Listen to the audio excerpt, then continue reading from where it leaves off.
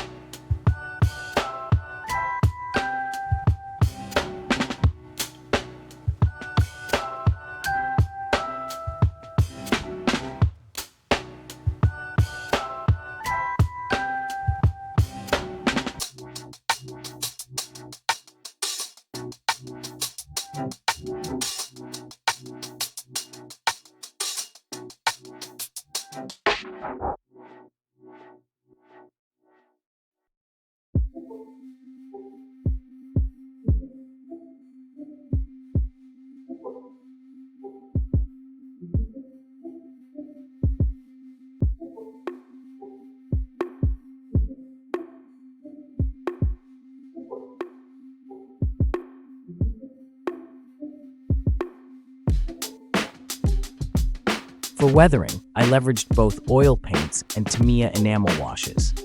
The enamel excels at broad, consistent staining effects across large surfaces, while oils enable nuanced color modulation, particularly for intensifying shadows in recessed areas with subtle tonal transitions. Remember, models shrink in size, but light doesn't. That's why we must amplify its effects, sculpting shadows and intensifying highlights to cheat physics and achieve visual truth at miniature scale. The solvent came from a local art store, surprisingly versatile for both oil paints and enamel washes.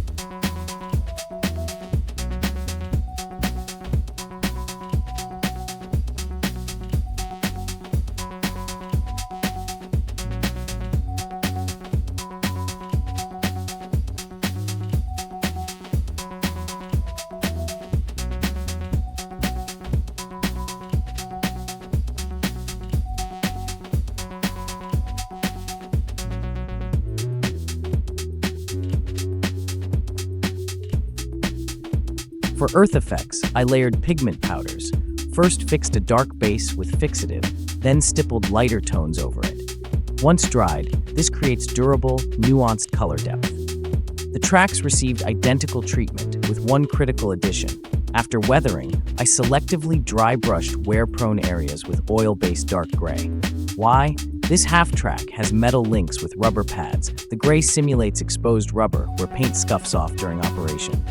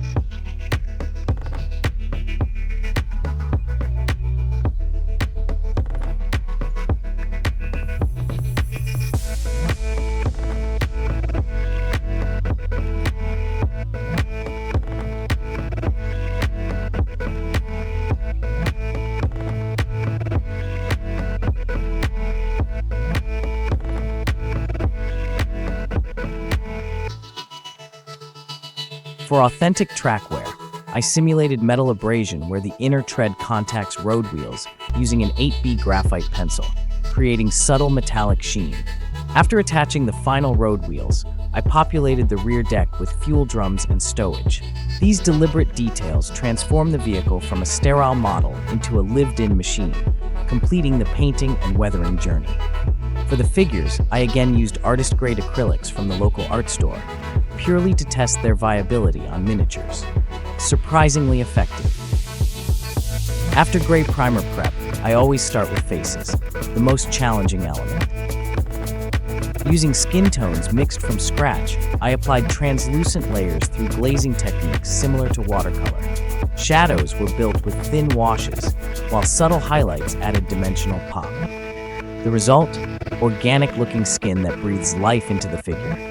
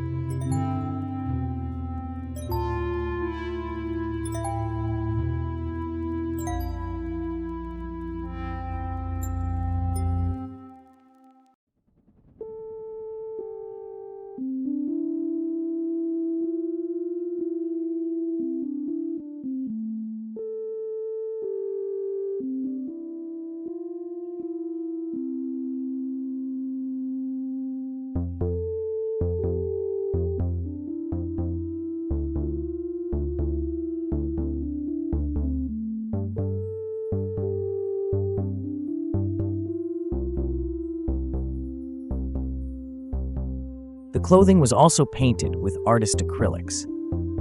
Lacking specialized holders, I developed a gravity-assisted grip method, holding the torso while painting the face, gripping the legs when coloring the body, clasping the boots during legwork. Finally, after fixing the figure to the diorama, I detailed the boots, ensuring zero contact with cured paint surfaces for flawless finishes.